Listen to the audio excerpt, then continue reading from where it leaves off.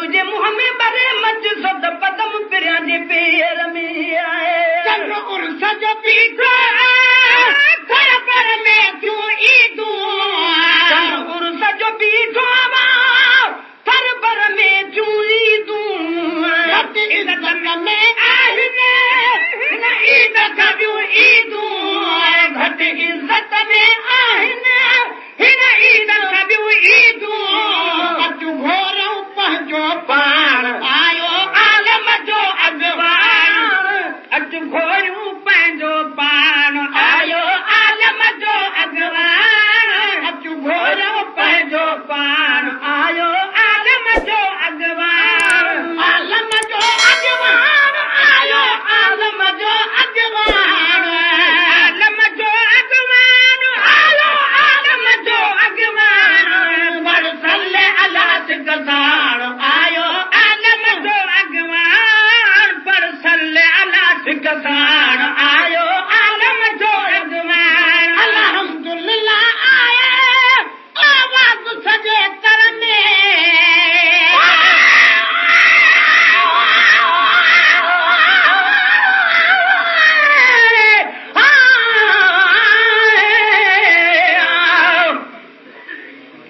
दिल बरावे ओ चादर लावे मैं तो हरदम मगदी दोने राजा दी हाँ आराम न कोई मैं तो रोंदी हाँ सज सबो आहे किस्मत भेड़े इतरे रोहे दर्दू निकलन आहे गुलाम फरीदा चल कहीं दाना निकड़े यार कदा आहे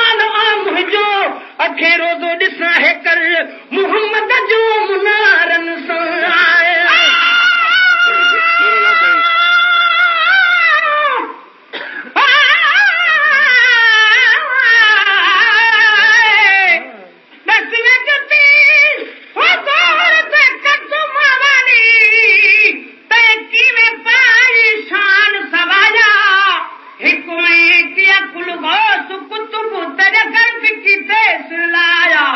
साकु तेरी को ओ चमर पिते तू यार सुखदा दाया सुनवल बखता जवाब जुती दा क्या हाल जुती फरमाया सुभान अल्लाह रिकॉर्डिंग सुनने बता दिल बाज में अवल हूँ लकड़ी दे तन दा चमड़ा अवल हथ का साई दे आज जन धन में तकबीर सरोगी सब शान होता हूँ पाज में गैर दे सारण जान में किते उस्ताद निमक छिड़काई में जिता से बसाने ओ देवनो बाने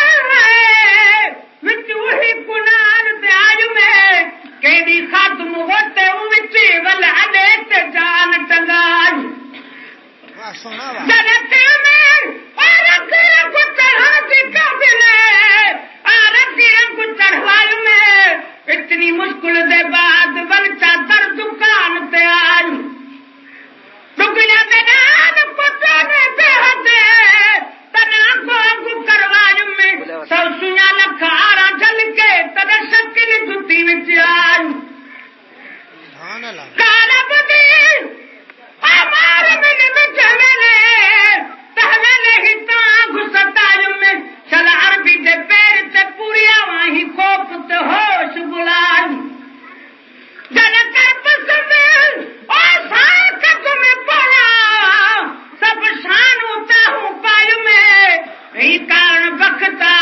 अरस्वती बते आवाज वायु ते शुक्र मनाज में सुनत साहबल जी कबूल कदो सबको ये सुनत साहबल जी कबूल कदो सबको जो हाल हबीब जा जो हाजुर हर सबको जो हाल हबीब जा कद हाजुर हर सबको पंजाबी तोड़ पठान आयो आलम जो पंजाबी तोड़ पठान आयो आलम जो अगवान पंजाबी तोड़ पठान आयो आलम जो अगवान आलम जो अगवान आयो आलम जो अगवान आलम जो अगवान आयो आलम जो अगवान बरसल अला सिगसार आयो आलम जो अगवान बरसल अला सिगसार आयो आलम जो अगवान लगतार मोहम्मद ने कायनात करने कोई लगतार मोहम्मद ने कायनात करने